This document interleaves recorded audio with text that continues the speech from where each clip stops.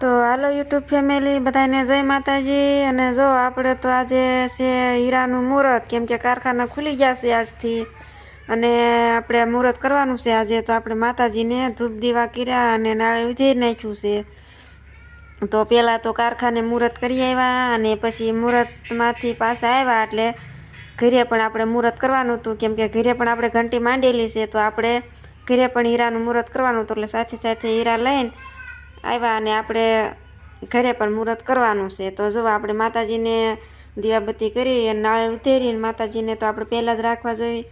તો આપણે માતાજીને ધૂપ દીવા કરીને નાળિયેર ઉધેરીને પછી આપણે ધાબા ઉપર આવી ગયા છીએ, કેમ કે આપણી ઘંટી ધાબા ઉપર જ છે। તો ધાબા ઉપર આપણે આવી ગયા ને કંકુના સાંદલા કર્યા અને ગણેશ બાપાનું નામ લીધું, ને ગણેશ બાપાનું નામ લખ્યું, ને માતાજીનું નામ લઈને આપણે આજે મુહૂર્ત કરવાનું છે। તો જો આપણે તો મુહૂર્ત કરી વાળ્યું છે, અને આ પ્રસાદી માતાજીને નાળિયેર ઉધેર્યું હતું અને હાકર હતી, તો આ મેં પ્રસાદી લઈ લીધી છે અને ગળા મોઢા પણ થઈ ગયા, એક હારે બે કામ થયું। તો પછી આપણે મુહૂર્ત કરવાનું હતું। તો જો યશના પપ્પા તો મુહૂર્તમાં બેસી ગયા છે, કારખાને મુહૂર્ત કરી આવ્યા અને હવે ઘરે પણ।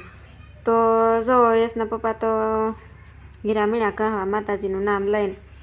તો આપણે પણ હવે બેસવાનું છે મુહૂર્ત કરવા। તો ચાલો આપણે પણ બેસી જાવી। તો આપણે જો બેસી ગયા છે હીરા કહવા, કેમ કે આપણે હવે કાયમ હીરા જ કહવાના છે। થોડાક દી એવું લાગશે પણ કાંઈ વાંધો નહીં, આપણે જો માતાજીનું નામ લઈને બેસી ગયા છીએ અને હરિયાણમાં કટોરું માંડી દીધું છે। હવે જોવો તમે, તો જય માતાજી કરીને આપણે મીણા હીરા કહવા સરસ।